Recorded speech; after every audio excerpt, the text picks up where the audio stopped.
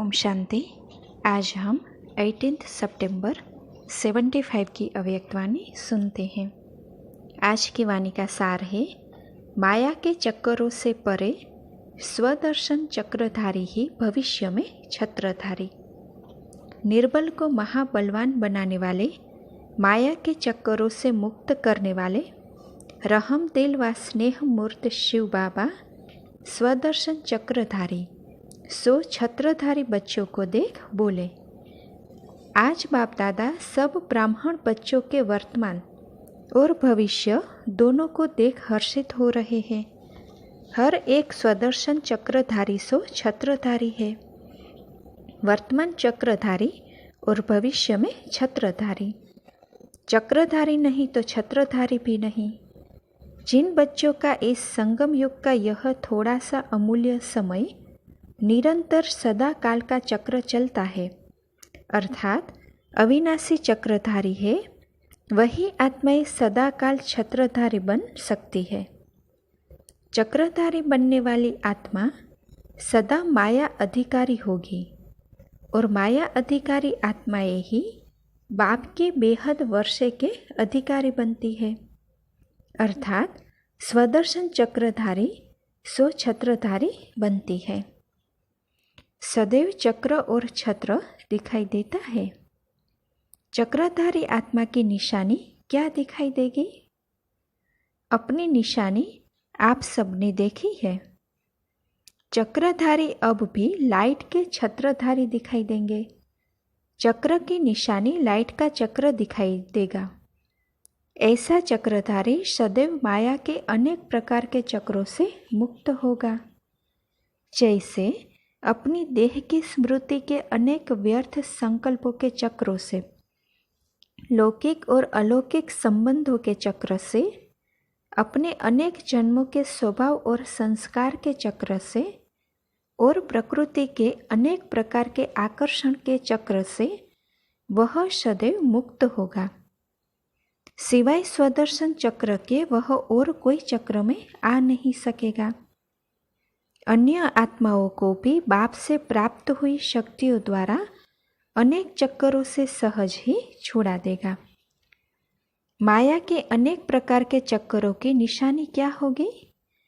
जैसे चक्रधारी आत्मा लाइट के ताजधारी होंगी और बाप के वर्षे की अधिकारी होगी, वैसे माया के अनेक प्रकार के चक्कर में आने वाले की निशानी क्या होगी? तो देखो बाबा क्या कहते हैं कि जैसे उनके सिर पर लाइट का ताज है, वैसे उनके सिर पर अनेक प्रकार के विघ्नों का बोझ होगा, ताज नहीं। सदैव किसी न किसी प्रकार का बोझ उनके सिर पर अर्थात बुद्धि में महसूस होगा।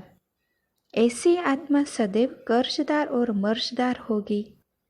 उनके मस्तक पर, मुख पर सदैव क्वेश्चन मार्क होंगे। हर बात में क्यों, क्या और कैसे यह क्वेश्चंस होंगे। एक सेकंड भी बुद्धि एकाग्र अर्थात फुल स्टॉप में नहीं होगी। फुल स्टॉप की निशानी बिंदी होती है, अर्थात मनसा में भी बिंदु स्वरूप की स्थिति नहीं होगी।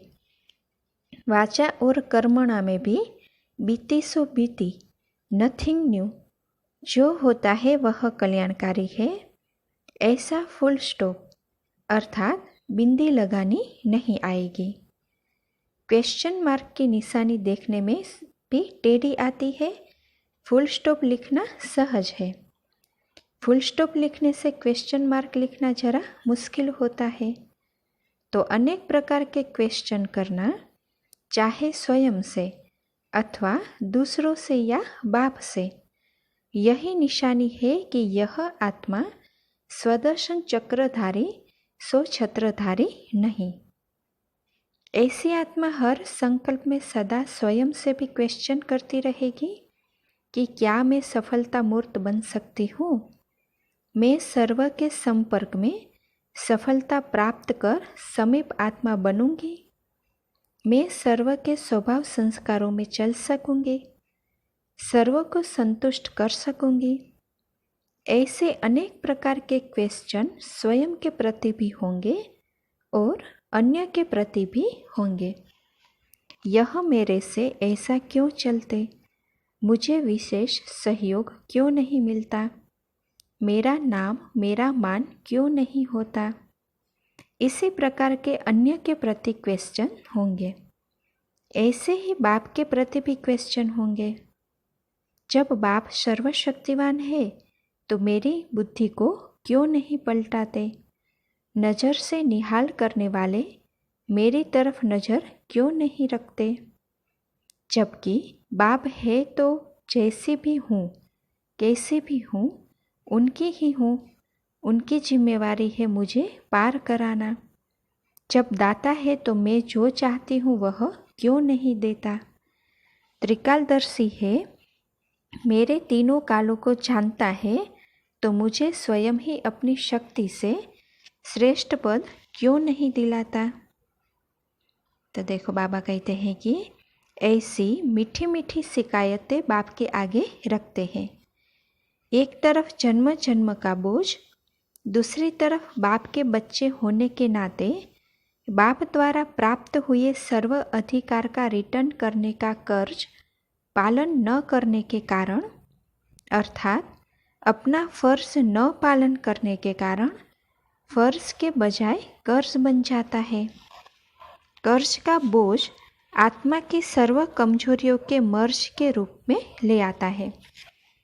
ऐसे डबल बोझ वाले स्वदर्शन चक्रधारी कैसे बन सकेंगे? एक तो है चक्रधारी, दूसरे है बोझधारी। ऐसे बोझ वाली आत्माएं डबल लाइटधारी कैसे बनेंगी? इसीलिए उनकी बार बार एक ही आवाज़ निकलती है कि अनुभव नहीं होता। सुनते भी रहते, चलते भी रहते, लेकिन प्राप्ति की मंजिल नज़र नहीं आती। बड़ा मुश्किल है। ऐसी आवाज़ बाप सुने और ऐसे बच्चों को देखे तो बाप क्या करेंगे? मुस्कुराएंगे और क्या करेंगे? फिर भी रहमदिल बाप के संबंध के कारण बार बार हिम्मत और उल्लास दिलाते रहते हैं कि तुम ही बच्चों ने अनेक बार विजय प्राप्त की है। हिम्मत आपकी, मदद बाप की। फिर भी चलते चलो, रुको नहीं। कल्प पहले मुआफिक, फिर से विजय बन जाओ। सिर्फ 1 सेकंड भी सच्चे दिल से सर्व संबंधों से याद करो तो उस 1 सेकंड में मिलने की अनुभूति व प्राप्ति सारे दिन में बार बार सब तरफ से दूर कर बाप तरफ आकर्षित करती रहेगी। भले कितने भी निर्बल हो, लेकिन 1 सेकंड की याद इतना तो कर सकते हैं ना। ऐसी निर्बल आत्माओं को 1 सेकंड की याद रखने की हिम्मत के रिटर्न में बाप 1000 गुना मददगार बनेंगे। इससे सहज और क्या करेंगे? या आपकी तरफ से योग भी बाप ही लगाए। नाजुक बच्चे हैं ना, नाजुक बच्चे बाप से भी नाज करते हैं। इसीलिए नाज युक्त नहीं बनो, लेकिन राज युक्त और युक्ति युक्त बनो। समझा?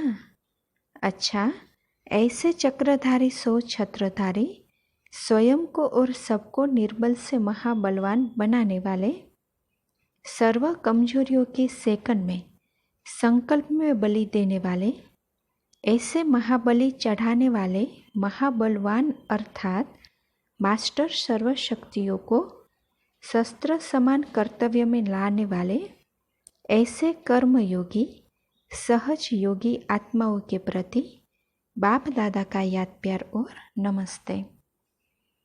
अभी इस मुरली के विशेष ज्ञान बिंदु सुनते हैं। पहले पॉइंट है, जो मनुष्य आत्मा वर्तमान संगम युग के समय स्वदर्शन चक्रधारी है, वही आत्मा भविष्य में छत्रधारी अर्थात राज्य का अधिकारी बन सकती है। दूसरी पॉइंट, चक्रधारी आत्मा की निशानी यह है कि लाइट का चक्र दिखाई देगा। ऐसी आत्मा माया के अनेक प्रकारों के चक्करों से मुक्त, प्रकृति के भिन्न भिन्न प्रकार के आकर्षणों से परे बिंदु रूप में स्थित रहेगी। अच्छा, ओम शांति।